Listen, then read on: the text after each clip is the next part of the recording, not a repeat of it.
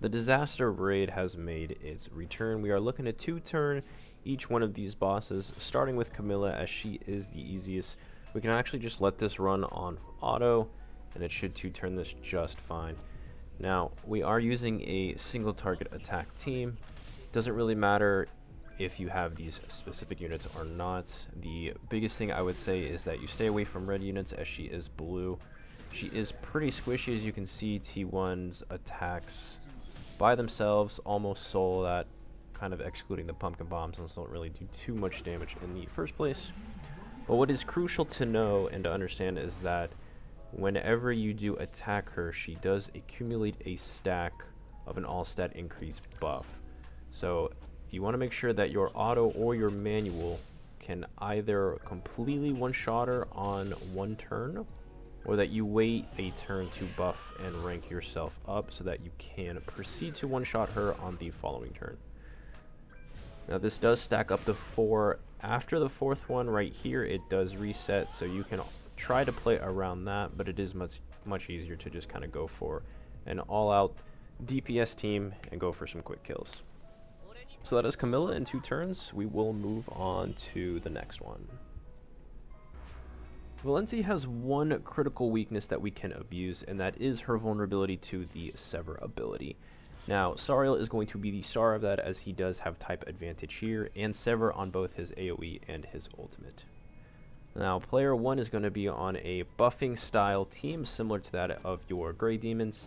We're going to use Donna Liz to get a rank 2 rank up, which will net us a rank 3 Hellbrim buff, and then we can drop the Donna Liz attack for some damage.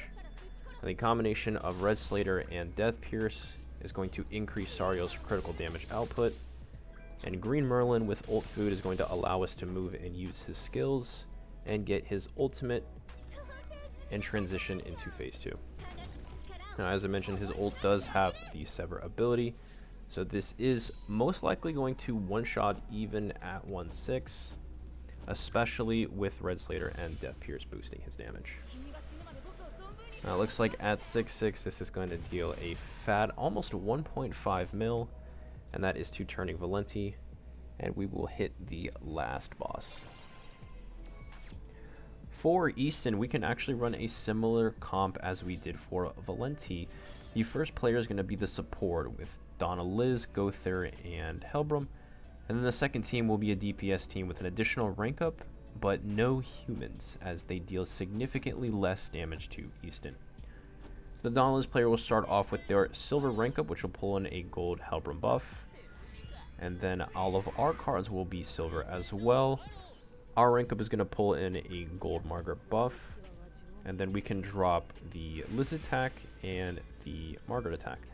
Both of these are going to do a little more than half health and finish off the boss here, and then we will be transitioning with about 6 separate buff stacks on each unit. Now this is powerful synergy for an amplified DPS unit. In this case, we are using Trader Melly, but you could use somebody probably like Assault Mode or Red Escanor, Rem, Sigurd. All of them I believe have amplify attacks. So with 6 of those stacks and a gold single target, this will one-shot Eastin no problem. For 1.6, even more than the Sariel ults. So that is all 3 of the Disaster Raid bosses in 2 turns. If you guys like to drop a thumbie, maybe a sub if you're into that. See you in the next one.